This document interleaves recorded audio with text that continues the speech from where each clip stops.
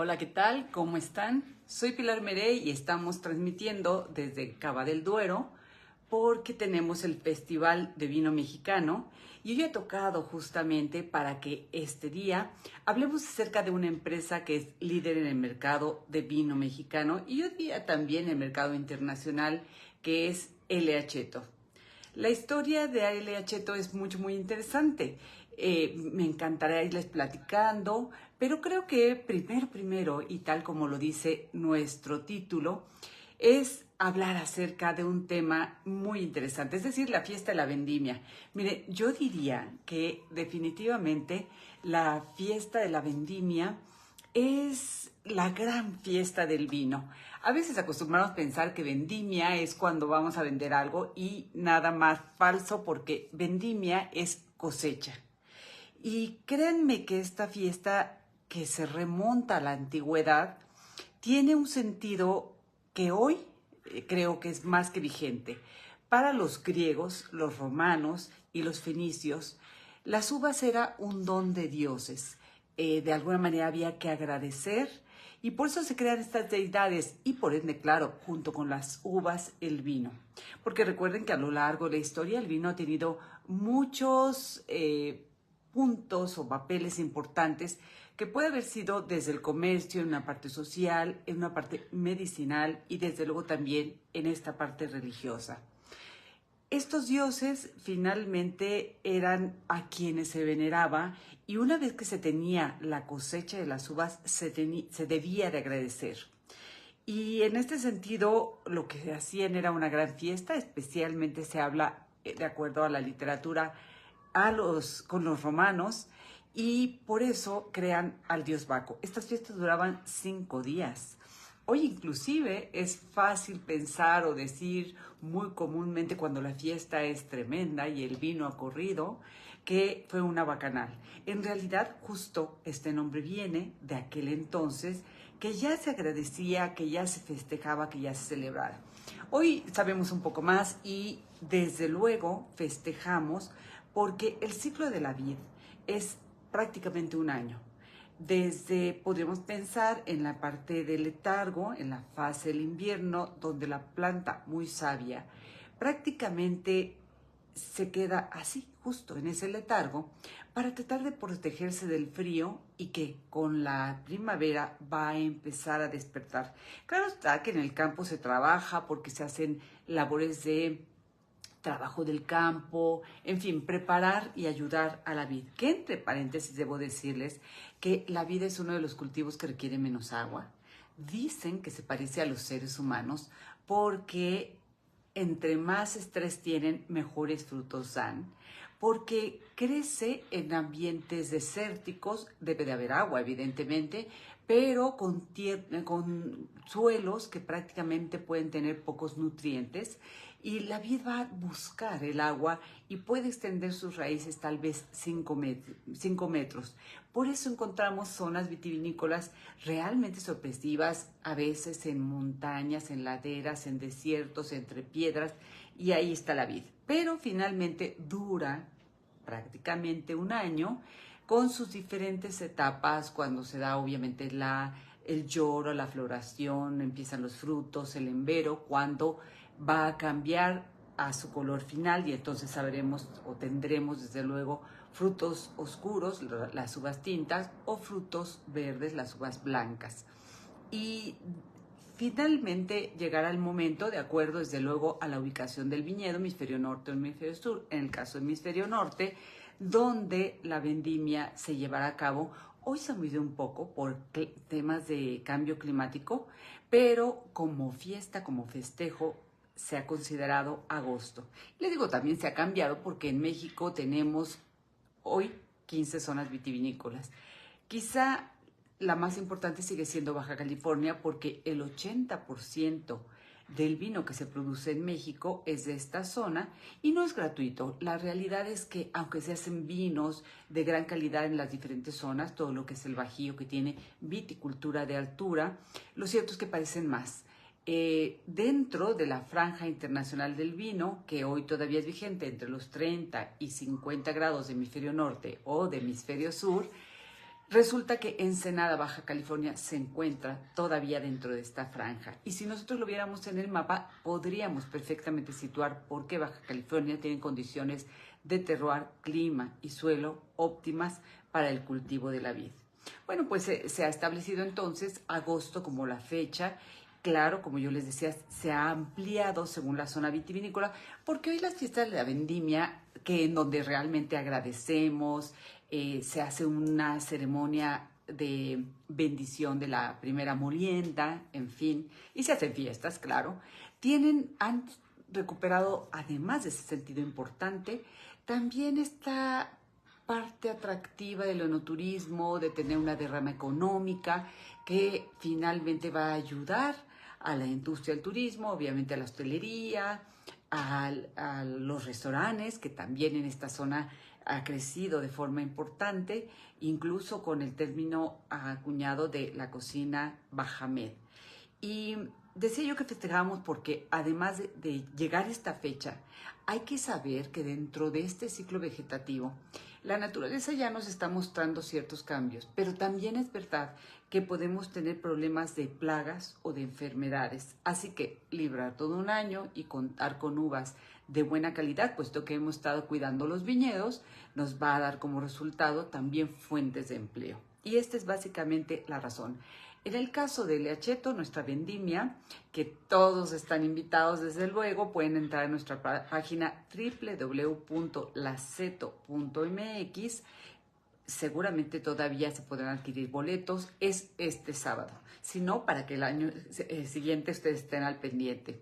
Fíjense que es muy interesante porque creo que regresar después de pandemia ha sido todo un reto. Desde el año pasado ya tuvimos oportunidad de hacer una fiesta de la vendimia, pero en los 2 años anteriores tuvimos el acierto de hacer una vendimia digital, dado que las condiciones de pandemia nos impedían abrir los viñedos, a pesar de que, claro, el campo sigue trabajando, y entonces teníamos que protegernos y fue una gran solución. Creo que la pandemia nos ha enseñado que también tener la oportunidad de levantar nuestra copa de vino de Leacheto y brindar hoy con todo el valor de, no solo porque es la fiesta de la vendimia, sino brindar por la vida, tiene un gran sentido. Y bueno, voy a hacer un pequeño break para seguirles platicando sobre esto, pero me encantaría, así como lo decía nuestro anuncio, hoy queremos promover la línea Don Luis. De ella debo decirles que Don Luis es una línea que se crea prácticamente como en un homenaje a Don Luis Agustín Cheto, que dedicó más de 70 años, él falleció hace 2, con su amor, experiencia, pasión, constancia, a trabajar, desde luego por el Leacheto, pero también por la vitivinicultura mexicana. Aquí es donde se inicia prácticamente la línea de alta gama de Leacheto, y aunque han pasado los años y hemos crecido también, no solo de manera horizontal, sino verticalmente, con ello quiero decir, creciendo en las líneas que son muy accesibles no solo al paladar, sino también en precio y en posibilidad de adquisición en cuanto a disponibilidad de lugares. También es verdad que hemos crecido hacia líneas de alta gama, pero aquí se inicia y lo atractivo es que esta línea sigue siendo espectacular. Una invitación para que la prueben si no la conocen y además siempre con este binomio que nos encanta de calidad-precio. Y en esta línea de Don Luis, como les decía, es todo un homenaje a Don Luis Agustín Cheto, se compone prácticamente de 4 vinos, 2 monovarietales y 2 mezclas. El primero es Don Luis Viognier, que es un vino blanco. Después tenemos un vino tinto muy amable, muy sencillo, que es Don Luis Merlot. Después empezamos a crecer en la complejidad del vino con Don Luis Concordia, que es una mezcla de Cabernet Sauvignon y Syrah. Y finalmente nuestro vino más potente, más corpulento, de cuerpo medio alto, que es Don Luis Terra, que ya es un ensamble de 4 variedades, Cabernet Sauvignon, Merlot, Malbec y Petit Verdot. Todos estos cortes han sido criados o han madurado en barrica de manera independiente, barrica francesa, barrica americana, decisión, desde luego, como ustedes lo saben, del enólogo, pero justo se hace la crianza independiente y después se hace el ensamblaje. Con ello podemos descubrir vinos desde el muy amable Merlot hasta el muy estructurado y equilibrado Don Terra. Y entonces decía, yo quiero hacer un break para rápidamente con ustedes catar Don Luis Viognier. Seguimos platicando la historia de LH, que créanme es fascinante, y después nos iremos al otro extremo para hacer la cata de Don Luis Terra. Si alguno de ustedes lo tiene a la mano, créanme que me encantaría que descorchen conmigo, y si no, que tengan desde luego pendiente poderlo probar. Fíjense que Don Luis Viognier es, como les mencionaba, un 100% de la uva Viognier, una uva francesa que se conoce cuando surge este vino, este monovarietal. México todavía hacía muchas mezclas y el Cheto apuesta con línea clásica y en este caso también con este vino por los monovarietales. Una uva que se conocía poco en México, yo diría quizá el Cheto el primero en presentar un vino monovarietal de Viognier y que sigue sorprendiendo. Fíjense, recientemente, hace un par de años, estuvo como revelación en el concurso mundial de Bruselas. También ha tenido premios en el concurso de Global Wine. Y bueno, vale la pena decir que LH en esta internacionalización, porque exporta a 17 países, participa en concursos internacionales de todo el mundo y con ello tenemos casi 900 premios a partir desde luego de la presencia que hemos tenido a nivel internacional. Es un vino que pueden ustedes encontrar en varios continentes, en varios países, como les mencioné, 17. Y Don Luis es muy apreciado, aunque debo decir que las estrellitas en ese sentido a nivel internacional, como el vino más premiado es el Petit Syrah, tanto en línea clásica como en reserva privada.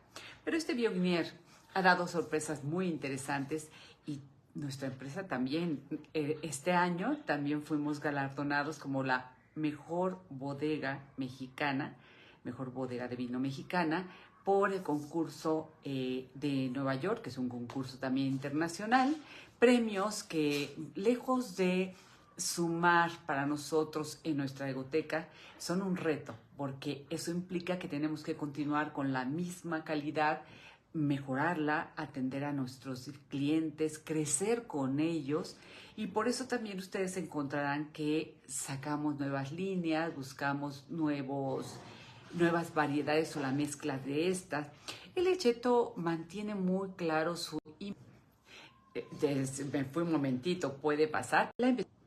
Algo está pasando con el Internet, pero aquí estamos. Investigación más desarrollo que nos lleva a la innovación. De hecho, desde el campo tenemos un proceso importante de investigación. Les recuerdo que plantamos una vid, tenemos que esperar de 4 a 8 años para tener buena uva, pero muchas veces las investigaciones para saber si el terroir, es decir, clima y suelo, es el óptimo para esa variedad, para conservar sus características, para reflejar justamente la parte que nos interesa de nuestras características del suelo, el beneficio del clima, nuestra cercanía al mar, etcétera, puede llevar hasta 20 años.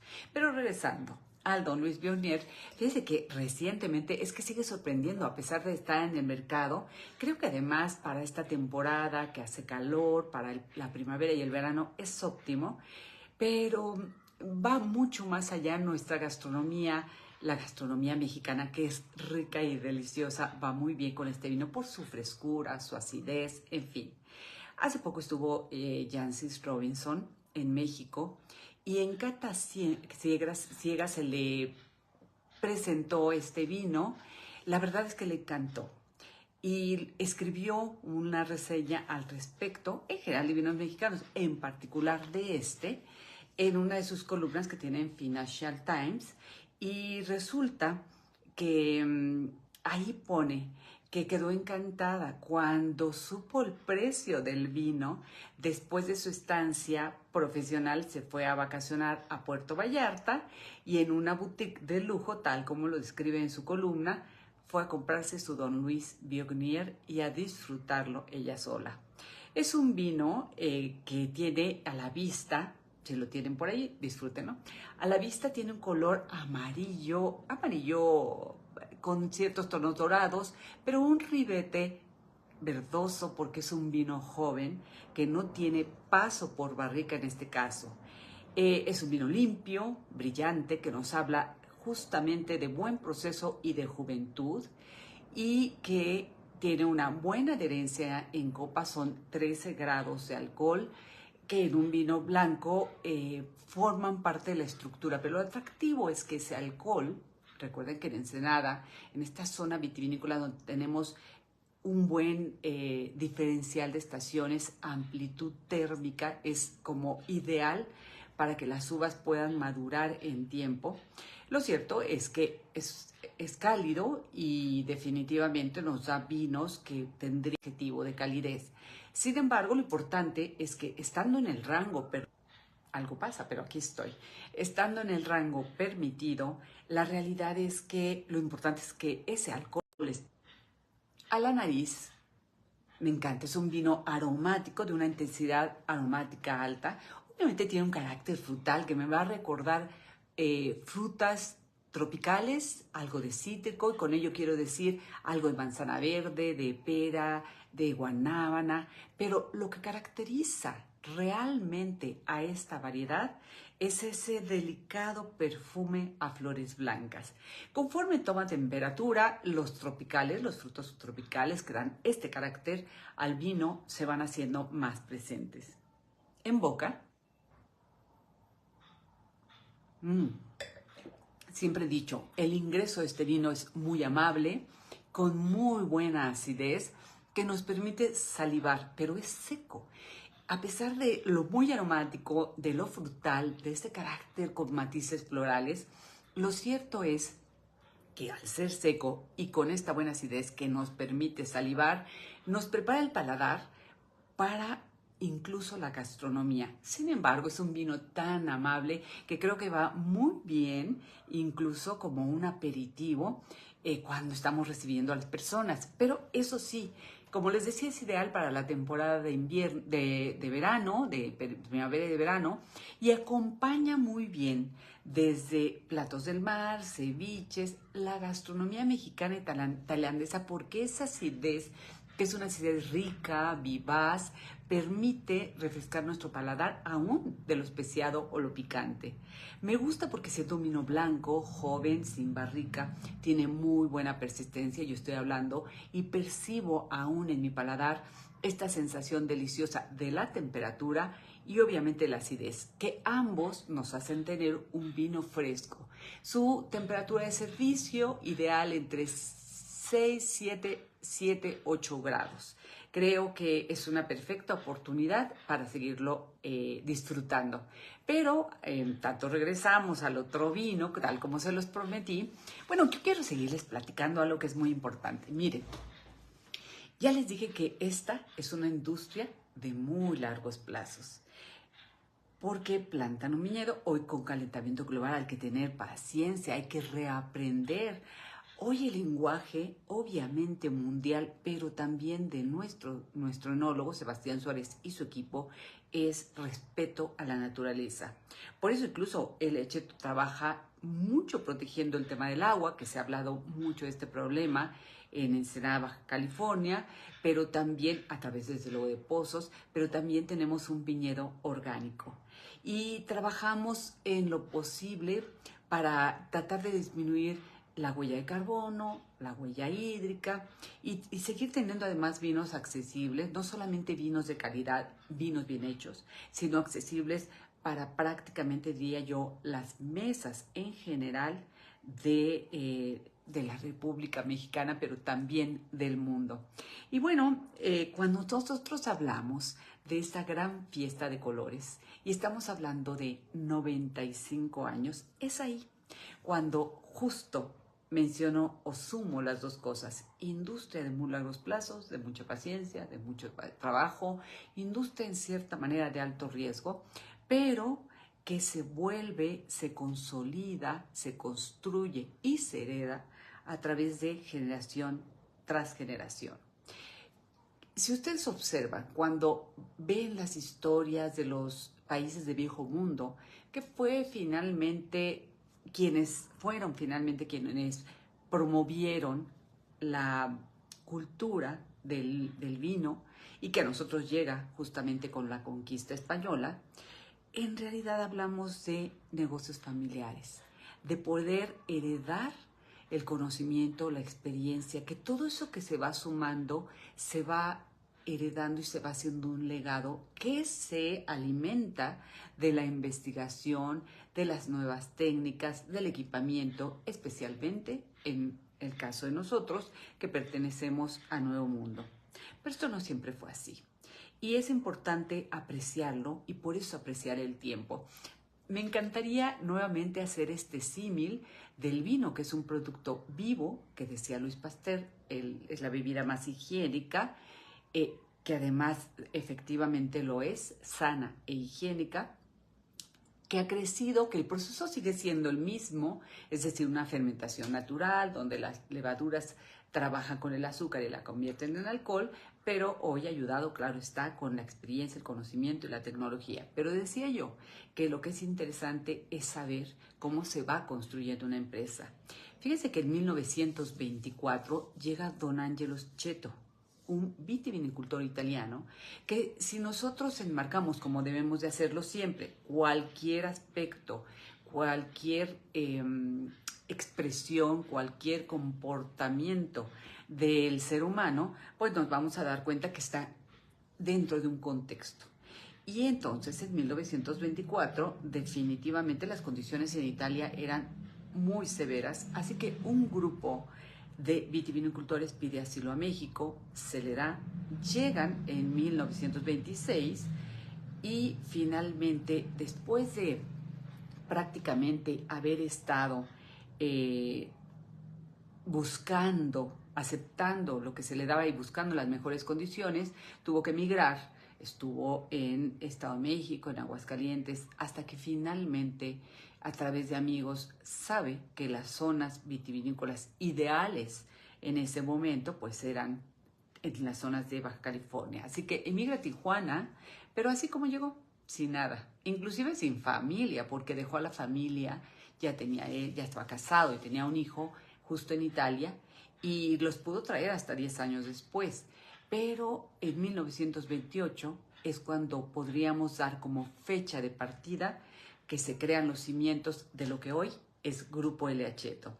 Pero esto definitivamente fue bastante importante porque hay que pensar que llega y obviamente no tenía, era vitivinicultor, pero no tenía tierras, entonces se tiene que emplear en Tijuana en una vinatería, trabajar obviamente para empezar a construir.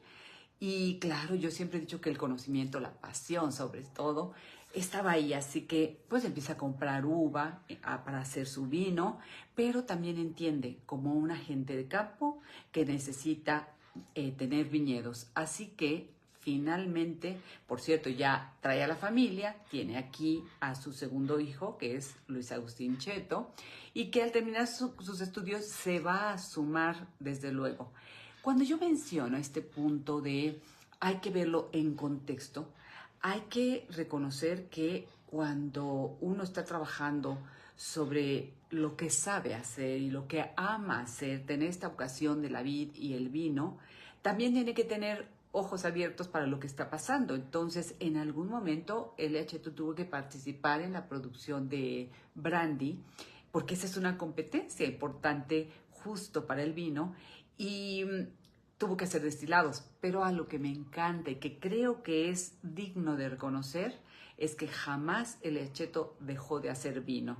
A pesar de todos estos problemas serios de evaluaciones, prohibiciones, etcétera, ellos estaban ahí comprando más viñedos, sembrando nuevas variedades, justamente con el expertise y el conocimiento de algunos de de los enólogos que participaron, entre ellos Camilo, pero la realidad es que había una visión siempre desde amor al campo, obviamente pasión por el vino, pero también de experimentación. Entonces tuvieron que plantar Cabernet Sauvignon, Zinfandel, Petit Syrah, Nebbiolo, esto a lo largo de muchísimos años.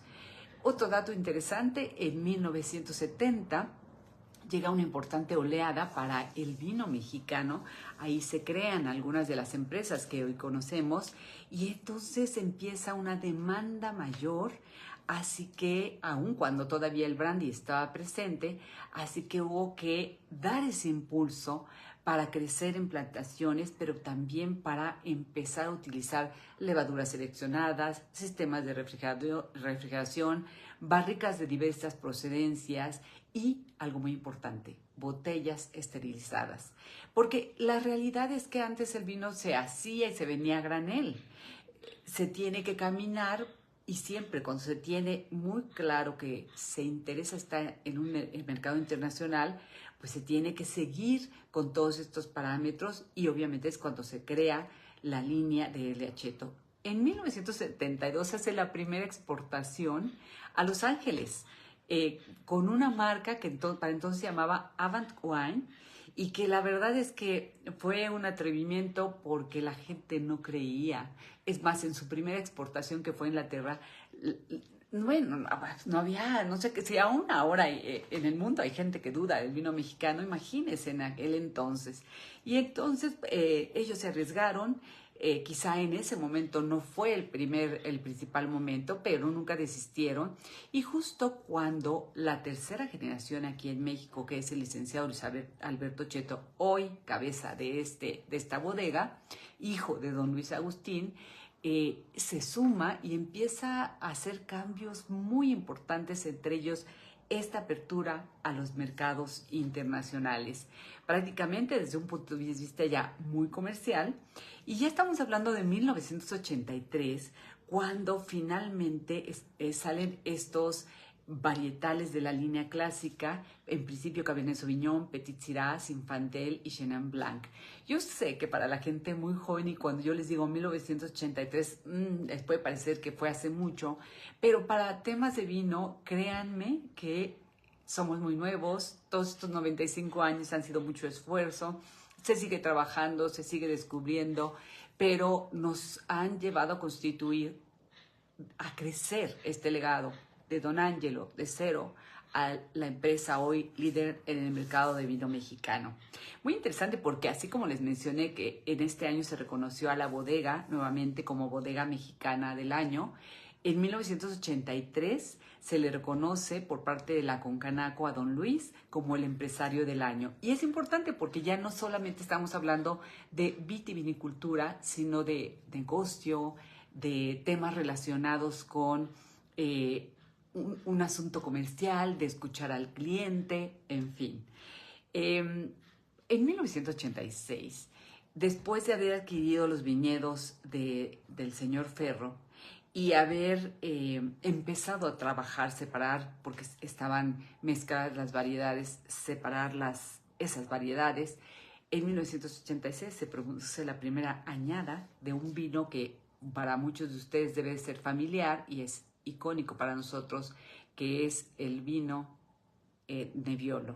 Nebbiolo, que es una reserva privada, pero que nos ha dado definitivamente muchos premios y que creo que cumple no solo con calidad, sino con este binomio maravilloso de calidad-precio.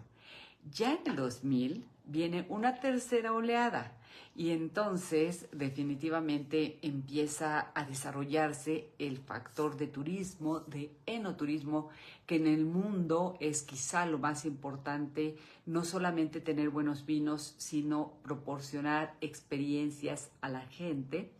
Y también mencionar que el Aceto se ha preocupado no solamente por crecer de forma aislada. Les cuento que durante muchos años, en 2002, el licenciado Luis Alberto Cheto toma la presidencia de la Asociación Nacional de Vitivinicultores, hoy Consejo Mexicano Vitivinícola, en donde de verdad me siento honrada de poder haber trabajado ahí justo cuando tenía la presidencia. En su periodo, la Asociación Nacional de Vitivinicultores se convierte en lo que es hoy Consejo Mexicano Vitivinícola. Y miren, para suerte definitivamente mía, porque me siento muy afortunada y agradecida, pues sigo trabajando con esta empresa que definitivamente me encanta. No está concluido, platicaba yo en la mañana en nuestro programa de Charlando de Vino, en el programa de ¿Qué tal, Fernanda? Que ya tenemos 13 años de estar trabajando allí, que ha sido muy exitoso. La apuesta era extraña. El miércoles a las 11:30, porque así empezamos a hablar de vino, era extraño. Bueno, pues ya tenemos 13 años y creo que es importante porque le comentaba yo a Fernanda y obviamente a la audiencia, como se los platico hoy a ustedes, que cuando se cumplieron los 75 años hicimos un libro que de hecho se llama Arraigo y Florecimiento, que es la historia de una familia. Y para cuando se cumplieron 85 años, hay otro libro que es 85, que nuevamente ya de forma actualizada va a recuperar toda esta historia para compartirla con ustedes. Este año no hicimos, son los 95 años porque nos estamos esperando, tenemos desde luego mucho que comunicar para el siglo, que ya no falta nada, al final son 5 años. Creo que es una empresa que nos da la oportunidad de poder sentirnos orgullosos del vino mexicano. Y como les decía, que no solamente trabaja por sí, sino trabaja en general por la vitivinicultura mexicana, pero también por prestigiar a los vinos mexicanos a nivel internacional. Y no quisiera alargarme demasiado, vamos a tener, bueno, saben que este sistema no nos da la posibilidad de muchas preguntas. Sí voy a hacer una y trataré de estar pendiente de cuál me están ayudando en Cava del Duero, de cuáles son las 3 primeras personas, porque además ellos se van a poner de acuerdo con ustedes que se ganarán una botella de vino. Pero antes de eso tenemos que catar nuestro otro gran vino, que es Don Luis. Miren qué bonita etiqueta. Se hizo hace unos años una reingeniería de esta etiqueta porque sabemos que vestir nuestras botellas es importante, es un mensaje para el consumidor. Ahora es una etiqueta muy limpia, pero que se ve elegantísima y sin embargo es definitivamente muy pagable. Este vino de esta línea, nuevamente les reitero, entren a nuestra página, ahí van a encontrar todas las líneas que manejamos, www.laceto.mx, y se van a sorprender, y seguramente se van a sorprender de vinos que no han probado, pero que están disponibles, mire, en todos lados, hasta en tienda de conveniencia y también en plataformas digitales como en Amazon, ni qué decir, en Cava del Duero y a través en general, yo diría en todos lados estamos y queremos estar. En México encuentran todas las líneas en la boutique de L. Acheto, que está en Monte Athos 315. Y Don Luis, en este caso, Don Luis Terra, ya les hablé que tenemos el Merlot. Yo siempre he dicho que para aquellos que se inician en el mundo del vino, o ustedes quieren algo amable, no muy corpulento, van a tener a lo mejor una pizza, unas baguettes, unos taquitos, pues Don Luis Merlot es definitivamente la opción. Si quieren crecer en corpulencia, en complejidad, pues Don Luis Concordia, que ya les mencioné, que es 60% Cabernet Sauvignon y 40% Syrah. Pero, muy importante, cuando yo hablaba de tiempo, de estos 95 años, de este trabajo que les he ido contando desde el campo, bueno, es muy importante saber que tenemos viñedo y que los viñedos que se destinan a esta línea son de más de 35 o 40 años. Los viñedos jovencitos van para vinos también mucho más jóvenes y en los que se hace volumen, porque efectivamente conforme vamos creciendo en el alta gama, también la producción de botellas es menor, pero definitivamente con toda la calidad y la certeza de vinos bien hechos de L. Acheto. Bueno, en el caso de Don Luis Terra, este vino tinto viene del rancho Viña Alegre, El Encinal y Las Bellotas en Valle de Guadalupe, Baja California. Como les dije, los viñedos son de más de 40 años y las variedades prácticamente en esto son francesas y van a tener diferentes porcentajes. 50% de Cabernet Sauvignon, lo que nos estará dando estructura, 30% de Merlot, que en Francia siempre decimos en la zona de Bordeaux que la Merlot da elegancia, 10% de Petit Verdot y 10% de Malbec. Es muy interesante porque se lleva a cabo una fermentación alcohólica por varietal a temperatura controlada, después se hace fermentación maloláctica Posteriormente le damos 12 meses de crianza en barricas de roble francés y americano, también les mencioné, de manera independiente. Después se hace el ensamblaje. Y entonces tenemos como resultado un vino que va a tener un color rojo profundo, desde luego con un ribiete que ya esos 12 meses de crianza en barrica se empiezan a notar ligeramente degradado, empieza a mostrar unos ciertos tonos naranja. Sin embargo, es muy limpio, es muy brillante, porque al final tenemos la idea de que cuando nosotros liberamos el vino que ha permanecido en barrica, pero también en botella, ustedes están comprando un producto que está listo para beberse, pero que tiene también con esa barrica, con esa calidad de uvas, una opción de guarda. Desde luego, es con una capa o intensidad de color alta y con una adherencia a copa muy atractiva. Estamos hablando de un vino que tiene 14, 14,5.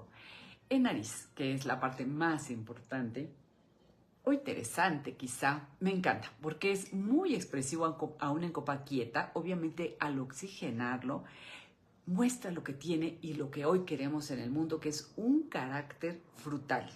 Nos recuerda principalmente frutos negros y rojos maduros, no compotados, no sobremadurados. Somos muy cuidadosos al momento de hacer la vendimia, de tener todos los parámetros de acidez y azúcar en término para que tengamos fruta madura sin tener necesariamente estas mermeladas que a veces cansan. Lo atractivo es que también tiene un ligero tono floral, muy discreto. Y claro, la barrica nos proporciona estos terciarios. Recuerden que los primarios, los aromas primarios, son los de las variedades, la variedad de uva o las variedades, en este caso las 4 que tenemos. Los secundarios que también generan aromas, que son los de la fermentación, que además aquí hay alcohólica y maloláctica. Y finalmente los terciarios, que son ese paso, esa crianza en barrica, ya mencioné, americana y francesa. Y estos terciarios, que el vino en la barrica va a terminar de criarse, de redondearse, de moldear esos taninos, nos va a hacer recordar un fondo especiado. Quizá podríamos decir que a ese carácter frutal y floral se suma lo especiado, pero también evidentemente notas a tabaco, la madera, los ahumados, un poco de cuero. Aromáticamente es muy atractivo. Lo importante es llevarlo en boca. Yo sé que ustedes me están viendo, yo no los puedo ver, pero si tienen una copa, salud.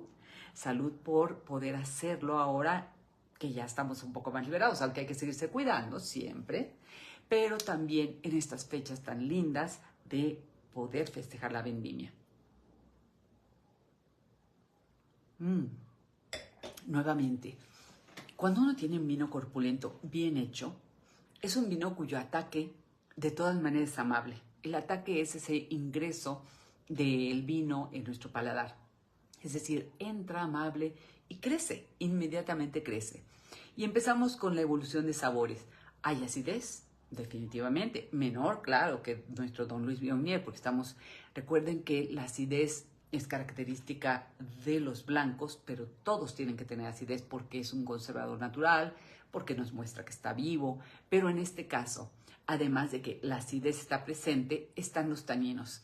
Y después de salivar, de mostrar esa acidez, empiezo a sentir mi paladar con una cierta astringencia, con una sequedad muy amable, con un tanino que me da un ligero sabor amargo que permanece en la parte posterior de la lengua, que suma a este elemento de tanino maduro, pero que yo debo decir, cuando ustedes lleven el vino a su boca, sientan también el tacto. Todos los vinos tienen alguna textura. En el caso del Concordia, yo diría es más sedoso. Este es aterciopelado, es decir, ya encontramos una textura más presente, un volumen de boca, un alcohol que se percibe que está muy bien ensamblado, pero que nos calienta un poco el paladar y la garganta al llevarlo a boca. Y claro, sigo hablando, permanecen los sabores, las sensaciones y desde luego la congruencia en boca de todos esos sabores que hacen relación a los aromas que citamos, que al final cuando hablamos de calidad Un vino de calidad es aquel que es congruente en lo que vemos, en lo que olemos, en lo que saboreamos y en lo que sentimos. Es parte, desde luego, junto con respetar la tipicidad de la variedad, pero también darnos la tipicidad del terroir y por ende, claro, también la personalidad de cada una de las bodegas, de su equipo, de sus enólogos, en fin. Es un vino complejo, intenso, es una combinación que nos da esta carnosidad, es largo en su final, así que creo que es el vino ideal para compartir, claro, para combinarlo con cortes grasos, incluso puede soportar carne de caza mayor, salseos intensos, ¿por qué no? Puede haber ensaladas, pero siempre y cuando las ensaladas tengan adición tal vez de algún queso potente, algo de fruta. Y qué decir con la gastronomía mexicana de muy buena estructura, va muy, muy bien. Pero no me gusta decir platos porque les hablo de generalidades, porque sería limitar un vino a un plato que quizá ustedes puedan gustarles o no. Y el vino creo que tiene un espectro mayor. Cuando hablamos de maridaje, hablamos de equilibrio, de este encuentro entre el plato y el vino, con la idea de que ambos destaquen sus mejores características. Es decir, es un ejercicio buscando, dentro de la potencialidad y sutileza de cada uno, buscando un equilibrio que al final en su paladar se convierta en una experiencia. Hay un paso desde lo importante, hay una aceptación que el gusto es subjetivo, pero creo que la experiencia, la estructura del vino, la estructura del plato nos pueden ayudar con sentido común a lograr justo estos momentos que nosotros estamos definitivamente esperando. Y bueno, como les decía, no me quiero alargar demasiado. Yo por mí puedo seguir platicando con ustedes. Si se trata de vino, si se trata de leacheto, mucho más. Compartirles un poco este sentir maravilloso de estamos felices porque festejamos una añada más, la 95. Felices porque podemos compartirlo con ustedes. Felices porque sumamos desde luego a una derrama económica, a fuentes de trabajo, que yo creo que al final del día, independientemente de lo romántico, delicioso que es una copa de vino, hay mucho más, como lo que hemos estado platicando hoy, atrás de esta deliciosa copa de vino. Y entonces les dije, bueno, pues las primeras personas que contesten la pregunta que voy a hacer, podría ser 3 preguntas, pero no nos vamos a embrollar. Di varios datos interesantes y yo creo que quizá algo que pudo haber quedado por ahí, que me encantaría, que hablaba yo acerca de nuestro interés por trabajar en la calidad de los vinos de Leacheto, pero también apoyar a la vitivinicultura, y hemos apoyado a muchos, y también prestigiar el vino mexicano a nivel internacional. Mencioné en 2 ocasiones hoy a cuántos países exportamos. Las 3 primeras personas que contesten correctamente serán acreedoras de una botella de vino a través de Cava del Duero. Yo estoy leyendo sus mensajes, pero o leo o hablo. Entonces, le voy a pedir ahí a las personas de Cava del Duero que por favor sean ellos los que elijan a las 3 primeras personas que contestaron. A ver, una copa de cristal de boca ancha, marca. Es que me están escribiendo cosas hermosas, pero o le contesto o ya. La realidad es que, a ver, bien importante, nada más lo digo de manera breve. Las copas es toda una industria interesantísima. Necesitamos un recipiente para poder beber el vino. En algún momento el Tasteba, probador de vino, tuvo algo. ¿Cuál es la respuesta correcta? ¿La doy abiertamente? Si la respuesta correcta, ya están todos para que se determinen a los ganadores. Sí, pero si la digo aquí ya no va a tener sentido. Entonces, ¿cómo le haremos? A ver, si me quieres escribir nuevamente, porque como estoy en el teléfono, entonces no sé si te pueda contestar. Pero bueno, entonces, por ahí, por cierto, pregunta que si va a quedar grabado. Parece que sí, que se lo van a poner en YouTube y será un placer que estemos ahí. Entonces, ¿cómo le hacemos, Perla, para que te pueda decir la respuesta correcta? Déjame ver, no, pero es que si no voy a voltear mi teléfono y no estoy conectada a través de mi computadora, entonces, Emma Vilchis 27, eso sí no es. Me encantaría, y para allá vamos. Que quede grabado, sí, sí quedará grabado. Qué optimistas, pero no, 27 no son. Llegaremos tarde o temprano. Pero bueno, mientras tanto, mientras esto sucede, les decía de las copas. Siempre decimos que el vino es la música y la copa es el instrumento. Pero esto ha variado, o sea, y seguirá variando, porque es un tema no solo de moda, que hay leyendas muy lindas del diseño de las copas, sino también de ingeniería. Y entonces hemos llegado por ahí. Andy está contestando correctamente. Bueno, Andy es una de ellas. A ver, bueno, entonces decía que las copas han ido variando. Lo primero que sabemos es que aunque hay copas divinas de cristal cortado y de colores y para catar, no sirven. La copa ideal necesita tener una base lisa, ser transparente, de preferencia tener un pie y una base, de preferencia. Hoy también hay licencias de los vasitos que no las tienen, ¿no? Bueno, sí, ok, ya comentaste que son 17, la correcta, sí, ya lo comenté y ya varios, Debbie Mora contestó, yo no puedo ver cuáles fueron las 3 primeras, pero Perla sí lo puede ver. Entonces, decía yo, ideal que sean paredes lisas, es muy importante para poder observar el vino. Después, con el tiempo hemos entendido que es mejor la copa de cristal que la copa de vidrio. No quiere decir que no se pueda gastar en una copa de vidrio, pero la de cristal nos da mejores opciones por muchas razones. Es mucho más porosa, es un tanto flexible, en fin. De materiales sería como la ideal. Y después, la forma. La forma ha ido variando conforme también el conocimiento ha variado. Hoy sabemos, desde luego, que un monovarietal se expresa diferente que un coupage o mezcla. Que cada variedad tiene una expresión diferente, que a veces son más aromáticas, menos aromáticas, etc. Y entonces se ha trabajado sobre el diseño de las mismas. Hoy llegamos al extremo de tener una copa para cada uva y se seguirá investigando al respecto. Yo creo que si hay la oportunidad es ideal, pero pienso que no se compliquen. Si no tienen la oportunidad de tener una copa de cristal y además la específica que va con ese vino, creo que se ha llegado a un consenso de si tiene un globo amplio, ideal para que el vino pueda oxigenar. Al oxigenar se va a expresar mejor olfativa y gustativamente. La boca, que no sea exageradamente abierta. Claro, si ya fuera puntillosa diría, pues para tal uva mejor una boca más cerrada para conservar los aromas, etcétera, etcétera. Pero creo que el convenio es una copa, sí, evidentemente de globo amplio para que el vino pueda oxigenar como tema general. No todo lo que anteriormente se ha hecho, por ejemplo, en tema de maridaje es absurdo.